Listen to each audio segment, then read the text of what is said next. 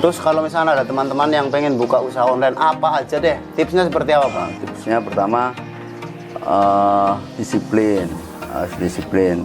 Dua, harus tahu kekuatan dan kelemahan pesaing.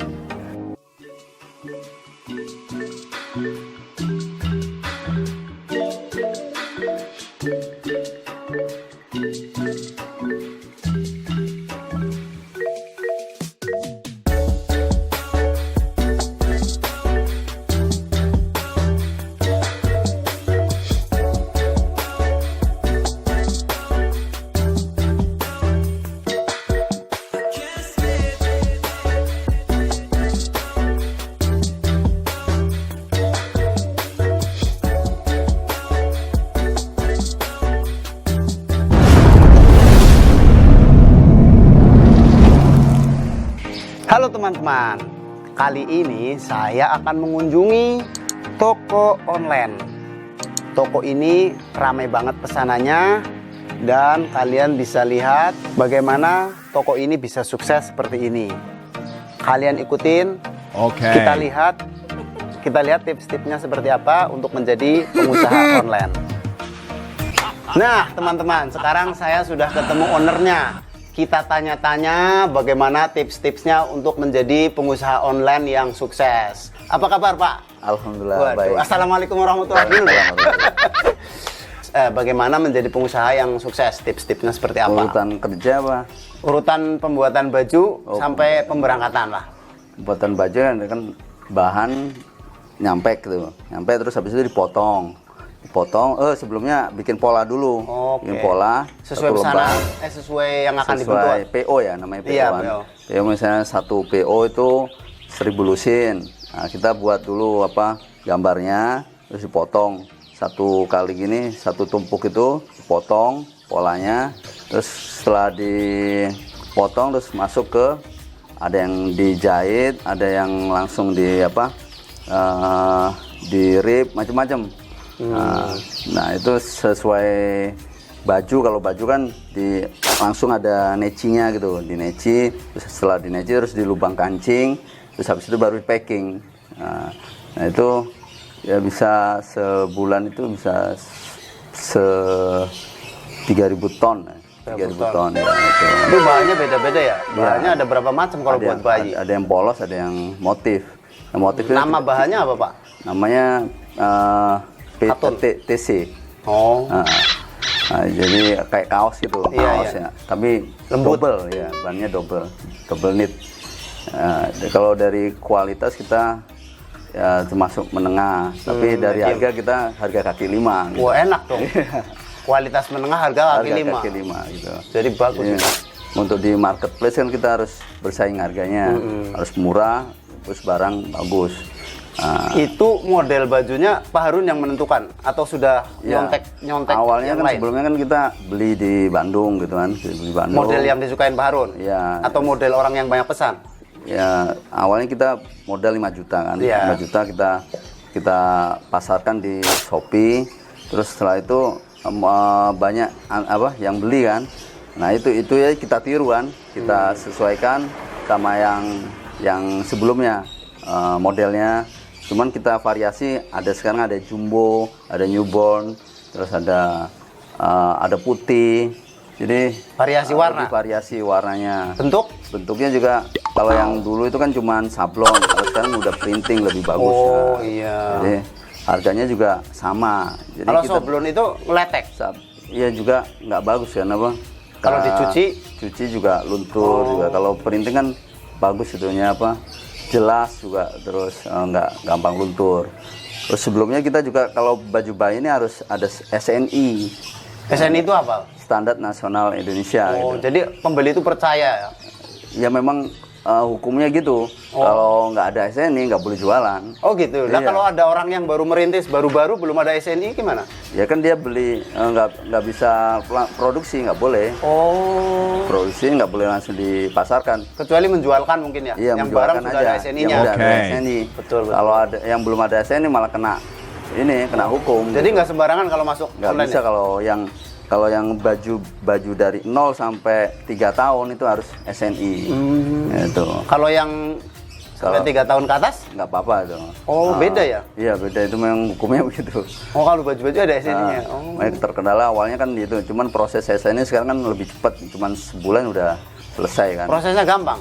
Persyaratannya apa aja? Online aja gitu. Oh, online. Nggak usah datang ke kantor. Nggak usah. Bayar nggak? Bayar. Tapi nggak semahal yang kita kalau kira mau usaha kan. mah, ya. Nggak semahal yang kita kira, cuman modalnya harus ada SNI kalau baju bayi. Nah, itu kita udah dites macam-macam, udah aman, bahannya aman, terus dan nyaman bagi bayi gitu. Berarti kalau misalkan nanti ada perubahan bahan ke SNI lagi, minta persetujuan. Kalau SNI kayak KIR gitu, jadi tiap 6 bulan kita ganti. Oh, nanti ada tiap 6 bulan kita ganti perpanjang gitu. Dengan bahan yang sama atau kita rubah? Bahannya sama juga, terus Perubahan. kalau ada penambahan kita masukkan ke daftar lagi ke SNI gitu. Dicek lagi? Cek lagi gitu. Ya memang awalnya memang agak ribet, tapi ya orang sekarang kan pingin aman gitu kan. Pingin aman, ada SNI-nya. Ya, kalau nggak ada SNI-nya orang juga mikir-mikir gitu. Pak Harun udah berapa lama di dunia online nih? Nah, bisa diceritakan sebelumnya dan sekarang? Kalau offline dari tahun 2006. 2006 kita itu ada toko. Alhamdulillah banyak kan waktu itu. Nah, itu waktu itu tokonya jualan apa aja, Pak? Khusus perlengkapan bayi dari. Oh, memang dari dulu jualan perlengkapan bayi ya? Ya, awalnya tahun 2006 kan offline, sampai tahun 2014 udah kelihatan tuh, udah mulai tergerus pasar di toko. Jadi pertama punya toko berapa, Pak? Pertama satu kan, terus lama-lama sampai bisa ada 6 atau 7. Itu selama berapa tahun tuh 7 toko? 4 atau 5 tahun. Nah, udah 7, terus habis itu lama-lama karena udah ada IG, ada Facebook, ada lama, terus habis pas tahun 2004 itu marketplace kan mulai marak. Mulai diserang tuh ya? Diserang itu terasa toko offline mulai berkurang kan omset. Ya udah kita coba belajar. Itu tahun 2014. Udah mulai jualan online? Belum, mau belajar dulu. Oh, belajar. Di mana-mana 2 tahun belajar. Terus habis itu kita udah dapat ilmunya, terus kita coba jualan online tahun mulai 2018. Aplikasinya apa waktu itu, Pak? Dulu masih Shopee, cuman nggak, ya tahu sendiri karena masih terbagi sama offline, masih belum ada fokus. toko belum fokus. Nah, ternyata saya kira kan bisa sampingan gitu. Ya nggak bisa, harus fokus gitu. Online, offline. Harus fokus gitu. Jadi ternyata kalau kita fokus, hasilnya lebih optimal ternyata. Nah pas juga qadarullah kan pandemi tahun kemarin itu kan. Tapi sudah punya aplikasi itu pas sebelum corona. Cuman orderan baru 1, 2, 3. Awal gitu. corona. Sebelum corona itu. Sebelum corona. Nah, pas tahun pertama puasa tahun kemarin itu April ya? Iya. 2019 April. Udah mulai langsung naik. Star seller. Oh. Nah, dari star seller itu udah mulai kayak bola salju gitu. Salju udah mulai ya 100. Terus toko gimana? Langsung ikut ditutup? Nah, karena pandemi itu kan memang tutup teman ditutup kan. Tutup, setelah itu kayak udah jalannya udah kayaknya lebih enak offline gitu. Jadi kita mall juga mana-mana juga sepi kan. Sewanya gimana yang di toko? Ya kebetulan pas mulai habis kan. Berarti barang-barang udah dibawa ke rumah? Udah cicil-cicil gitu. Oh. Nah, pas tahun pas mulai star seller itu mulai terus naik gitu. Ya alhamdulillah udah ya sehari minimal 100-200 paket gitu kan. 100 paket gitu. Nah, kalau pas tanggal cantik itu malah pas Desember kemarin. Tanggal berapa itu? Ya kemarin 12 gitu. Oh, itu memang ada promo ya? Iya 800 paket itu. Itu promo dari Shopee-nya? Dari Shopee. Harga tetap? Harga tetap, cuman gratis ongkir kalau saya. Gratis ongkir, terus kita ada potongan misal 2% gitu. Buat customer, buat customer. Itu yang menarik ya? Ya pokoknya kuncinya konsisten gitu. Itu dari pertama minimal order 1 pernah? Satu pernah. Sampai sekarang berapa paling banyak, Pak? paling banyak 800. 800. Sehari. Terus toko yang di sana tutup, sekarang nyewa tempat lagi buat Iya, proses produksi Buat sini aja, jadi kan biayanya juga jauh lebih murah. Kalau toko kan bisa 400 juta setahun, kali ini cuma 25 juta. Jauh banget ya. Jauh banget, terus belum bayar IPL, service charge. Listrik bisa 6 apa 7 juta kan, kalau di sini cuma 150.000. Murah ya. Terus karyawan naik gaji nggak, Pak? Iya lumayan. Dinaikin? Naik kan kalau. Beda sama yang di sana? Beda sama di toko offline. Nah, yang harus diperhatikan kalau misalkan melayani online gini, tingkat kesalahannya di mana nih yang ada? Ketelitian ya, pertama kita harus cek 2 kali. Ada sistemnya juga apa? Ada SOP-nya. Misalnya kita ada order masuk, terus ada yang ngecek. Setelah itu kan ada yang ngecek, terus cek ulang lagi. Pernah nggak? Ada. Pernah. Apa tuh? Beberapa kan ada. Berapa salah. kali inget nggak, Pak? Ya nggak inget ya. Ya pernah ya. Pernah. Jadi masukin nomor SIM-nya ke plastik lain Yang gitu. lain. Jadi ada yang harusnya dikirim apa? Yang Bandung. barang Kalimantan, ini malah ke Sumatera. Kan antara. Terus komplain tuh. Komplain kan, itu kok barangnya kok beda, ini beda. Akhirnya itu gimana Ya, prosesnya? akhirnya ya Dibalikin. yang lebih bayar ke kita, yang kurang kita kasih transfer gitu. Barang tetap balikin. Tetap ya Diambil sama dia. diambil dia gitu. Ya kesalahan misalnya ada kurang satu atau reject gitu kan, karena orderan banyak kan kadang apa kelewat gitu. Walaupun udah dicek 2 kali. Nah sekarang kan pokoknya siapa yang ngambil catat namanya, terus yang ngecek juga tanda tangan namanya siapa, jadi tahu sih kesalahan siapa. Salahnya siapa? Iya. Proses dari mulai pembuatan sampai keberangkatan gimana tuh, Pak? Misalkan Bapak pesan ke pembuatan dulu nih motif, Bapak pesan gini terus sampai. Kalau motif kita order dulu, misalkan kita buat desainnya dulu, ngasih ke apa pabrik, di setting dulu, terus kalau udah ACC seminggu, terus baru di order ya pesanan, itu pembuatan selama 1-2 minggu lah kalau yang printing itu, baru dikirim. Nah itu minimal 1 ton. Di sananya? Iya. Kalau nggak 1 ton nggak mau? Nggak bisa. 1 ton, 1 motif itu. 1 ton berapa, Pak, bayar? 1 motif. 1 ton bisa 70 lah. 70. Itu dari bahan mereka? Dari bahan ya, dari Bandung ya. Terus kalau yang polos juga 1 minggu lah prosesnya, dari pesan, terus setelah selesai 1 minggu baru dikirim.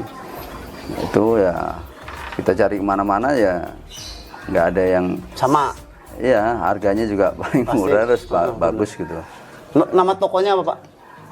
Toko ya, saya, yang online. Nakita Moms and Baby, atau grosir baju bayi dan hamil. Itu udah paling rating pertama kan? Ya, alhamdulillah kalau dari perlengkapan baju bayi kita Tangerang terlaris nomor 2. Oh, nomor 2. Terlaris nomor 2. Nanti kayaknya yang pertama, kalau harganya lebih murah kayak gini mah. Iya, karena pokoknya intinya kalau di marketplace ini harga terus sama kualitas. Orang itu maunya murah dan berkualitas. Nah kita cari yang, kalau baby kan banyak pesaingan. Kalau mereknya misalkan mereknya udah terkenal, enak. Nah kalau itu ngambilnya dikit, nggak bisa kita mahal-mahal kan. Oh gitu. Nah ini kan kita merek sendiri. Aman ya? Nggak bisa. Kualitasnya bagus, bisa agak besar gitu. Dan mungkin juga bayi kan ada umurnya juga ya. Kalau misalnya dia udah 5 tahun juga nggak kepake. Nah kalau yang lain kan baju bayi cuman newborn. Kalau kita ada yang jumbo gitu. Jadi bisa kombinasi. Sampai 9 bulan. Oh gitu. Jadi orang kan nggak mau kan cuman sebentar makainya, bisa sampai 9 bulan gitu.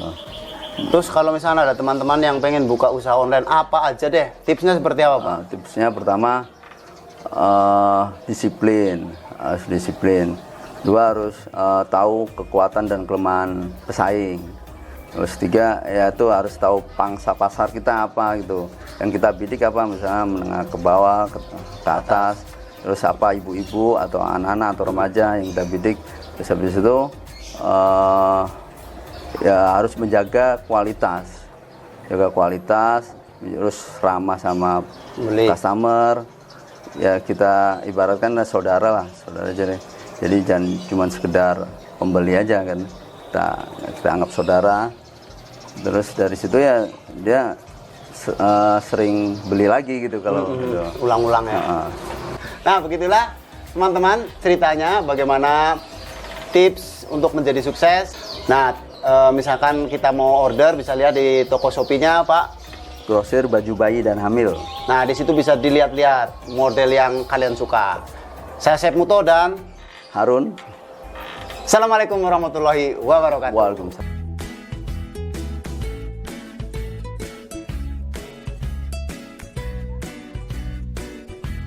Saya mau lihat orderan masuk di toko kami.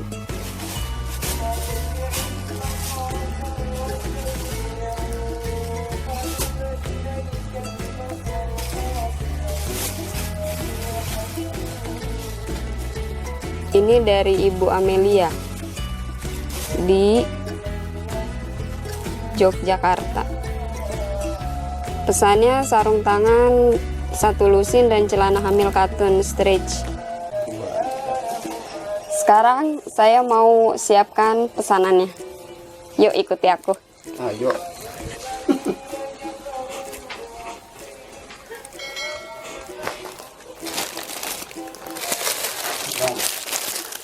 Ini sambil nyiapin orderan sambil kita cek ya.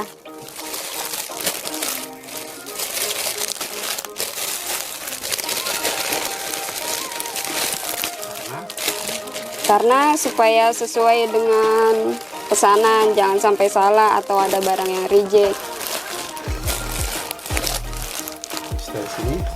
Sini ini 1 lusin kita campur sama yang polos. Jadi per setengah lusin kita ambilnya. Yuk kita ambil.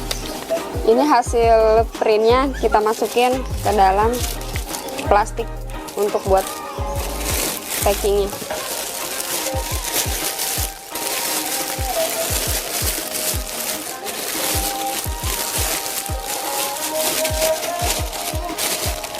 Sekarang kita mau packing barangnya.